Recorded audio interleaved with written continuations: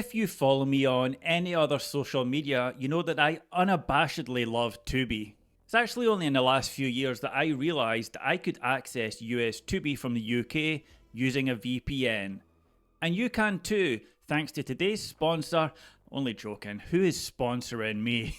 For me, Tubi is the closest thing we have to walking through a video store in the 90s, taking a gamble purely based on artwork and a little bit of synopsis on the back. The algorithm itself doesn't really feed me the recommendations I'd expect from stuff I've previously watched. Tubi is basically a digital warehouse of the forgotten, the strange, the international, brand new movies that have no marketing budget and just get dropped on there. Yes, you have to dig and you have to scroll, but when you find that one hidden gem,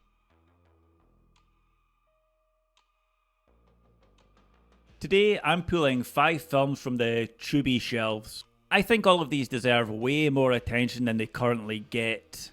I don't believe these are your typical recommendations. We've got international movies, we've got bizarre films, and some of these are actually quite dark. If you're tired of seeing the same 20 movies always being recommended, stay tuned, hopefully you'll like these 5. We go on. A guy is so scared of dying that he offers 30 grand to anyone who can prove there's an afterlife. That's it, that's the premise, however I was sold immediately. Miles has this crippling fear of death. He can't even leave the house without panic attacks. He is desperate enough that he puts an advert out. The responses he gets are exactly what you'd think. Nut jobs, scammers, people who think their dead cat spoke to them. However, 3 of the responses make him stop. There's 3 people who seem like maybe they've actually got something here. This isn't some haunted house type movie with jump scares every 5 minutes. It's full of this slow dread as Miles follows every lead and realises he's getting answers he now can't unknow. For me, the scariest revelation here isn't the ghosts, it's that moment where you can't lie to yourself anymore. Something supernatural might actually be real. Jesse Holland and Andy Mitten directed this, and it feels almost like an indie drama that wandered into actual horror territory. I'm a big Andy Mitten fan and I've liked everything that he's put out so far. If you're one of those people that's like me and you've been up at 3 o'clock in the morning having a spiral about dying and what comes next, this movie seems to understand that and it hits that nerve perfectly. The House at the End of Time. When it comes to South American horror movies, usually it's Mexico and Argentina that get all the love. However, this one's from Venezuela. I think it's genuinely brilliant and I never hear anyone mention it. Dulce gets out of prison after 30 years. She was locked up for murdering her husband and one of her kids in their house. But she's always maintained that she didn't do it, something in the house did. Now she's an old lady. She's under house arrest and they're making her live in the exact same house, in the same rooms where her family died, which seems like a very cruel and unusual punishment. I'm not going to spoil anything here because how this film unfolds is genuinely half the experience. It starts as a haunted house type thing and it becomes way more ambitious than that. Director Alejandro Hidalgo is juggling timelines and familial grief and some proper scares, yet somehow it works. I really enjoyed the ghost stuff, the atmosphere is oppressive, but what actually got me is how much heart this movie has. Rodi Rodriguez plays Dulce. You just feel every single year she's been locked away and all of the loss she's gone through. People compare this movie to the others in The Orphanage, and I'd say that's a fair comparison. Senin Tunci, Curse of the Alps. I've said this title maybe 30 times out loud and I still don't think I've got it right. This is a Swiss folk horror. Have you ever heard anybody say that sentence? It's 1975 in a remote alpine village. A mysterious woman shows up who can't or won't speak. At the same time, the local priest gets found hanged. A policeman takes her in and tries to help. As the policeman is trying to figure out who she is, this old legend starts coming up. Lonely herdsmen up in the mountains would get so isolated, they'd build a woman out of straw and rags and broomsticks, a Senin Tunci. The devil takes pity on the 3 men and brings her to life. But if they mistreat her, she takes the ultimate revenge. And this film keeps you guessing throughout, and I will admit I did have to read up on the ending after it had finished. Is this supernatural, or is there something more human behind the folklore? Honestly, it's not spelled out for you. I'm not going to sugarcoat it, this film gets pretty dark and grim.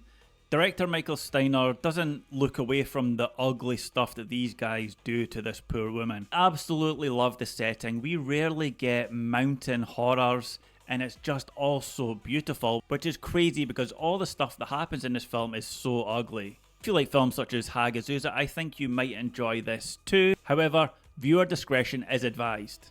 Bilocation. Bilocation is a Japanese high concept horror movie. It asks, what if there was another you out there living your life and only one of you can survive? Shinobu's an artist struggling to finish her painting. Then she gets accused of using fake money at a shop, but she wasn't even there, she was at home at the time. They show her security footage, and it is her. Same clothes, same face, except it's not her. She's not alone here.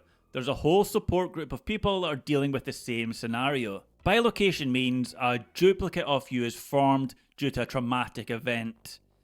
And these doubles aren't just copies of you.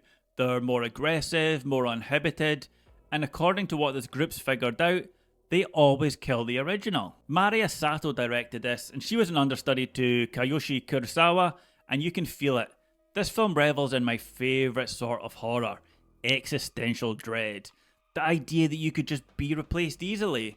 There's a version of you that people see as just a thing you're performing, and someone else could easily step into that role and nobody would even notice. The last act throws 3 twists at you that reframe everything, and it's like almost 2 different endings depending on your interpretation.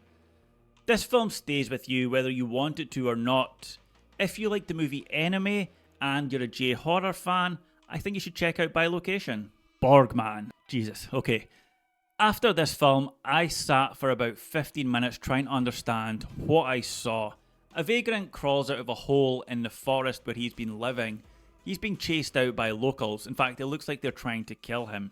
He escapes, he wanders into a suburban area, knocks on a wealthy family doors and asks if he can have a bath. And then things just sort of happen. Really dark things and strange things that slowly corrupt and dismantle the family that live in this house from the inside. Here's the thing with Borgman.